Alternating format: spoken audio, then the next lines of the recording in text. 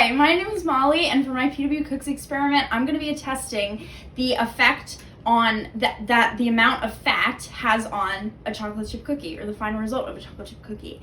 And I'm going to be doing this by baking 2 batches of chocolate chip cookies.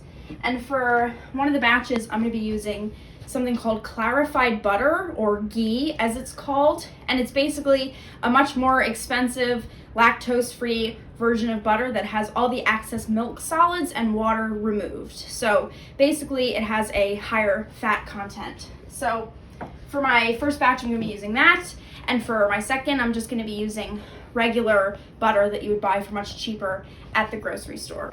My independent variable for this experiment is obviously going to be the type of butter, clarified butter or regular butter, and my dependent variable is going to be the appearance, taste, and texture of the final result of the chocolate chip cookie. Okay, the bowl says pasta, but we're not making pasta, we're making cookies. Anyway, I just want to say that all the controlled variables, all the other ingredients that are involved in making these cookies are all going to be the same amount. And even the butter is going to be the same amount of butter. The only thing that's changing is the type of butter. And we're going to do the same thing on both sides for both recipes. So in this bowl, I have here flour, 2.5 cups of flour, and then I have a mixture of baking soda, salt, and a little bit of cornstarch. Okay, so after I mixed all of that together, I mixed all of our dry ingredients.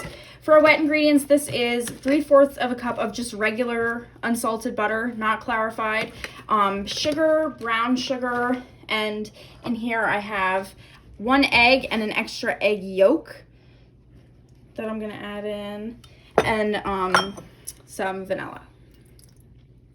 And I'm gonna mix. Okay, now that all the wet ingredients are mixed together, we're just gonna add that to the dry ingredients, this is the flour, baking soda, cornstarch mixture, and salt, of course.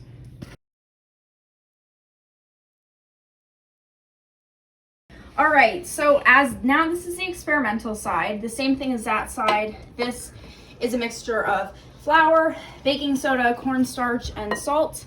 The only difference here is the type of butter. This is the same amount of butter, 3/4 of a cup. It's clarified butter. It's liquidy. It comes liquidy with like little clumps in it. That's how it's supposed to be. So we're gonna add that there. Oops. And then we're gonna add the same thing, the same amount of sugar and brown sugar,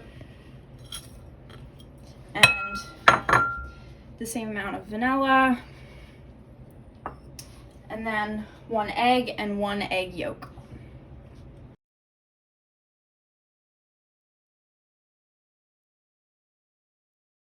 Okay, so it's been an hour. They've just been in the fridge, chilling.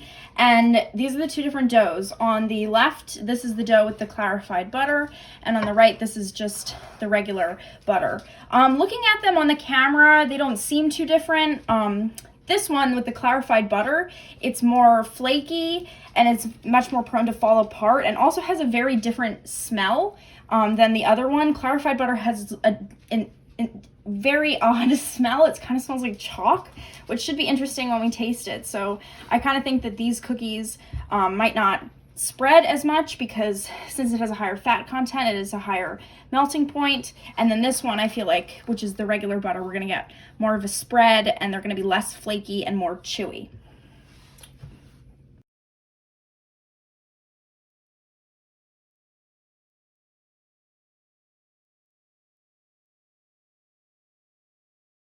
Close. Okay, as this is the clarified butter, C for clarified is over there.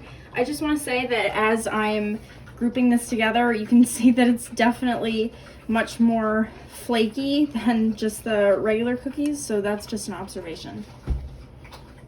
All right, so I have my 2 trays of cookies here. This is marked R for regular, this being the regular recipe. This is C for clarified butter. The clarified butter balls seem to be a little bit darker, but that's just an observation before cooking. I have the oven preheated to 325, and we're gonna put these in for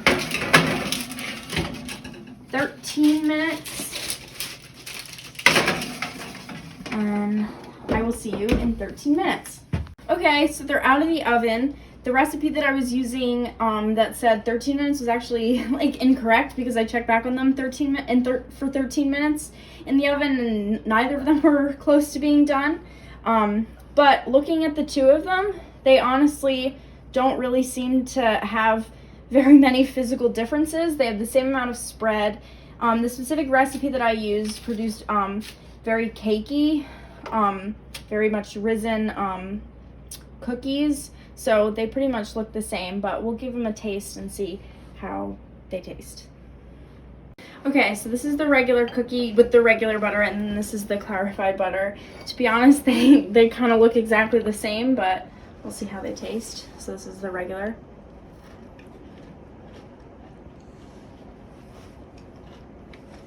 Tastes like a cakey chocolate chip cookie. It's pretty normal tasting. Tastes how you'd expect. And this is the cookie that was used with clarified butter, so let's see if it's different. It seems to be, oh, it's definitely flakier.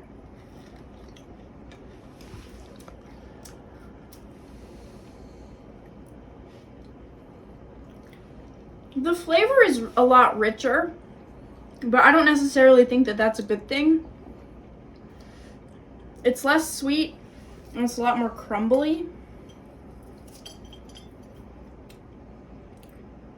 So I think since it had a higher fat content, maybe, and the milk solids were removed, maybe the milk solids really helped to like hold the cookie together, whereas having it just with the clarified butter, it made it really crumbly because it had less water and less proteins in it.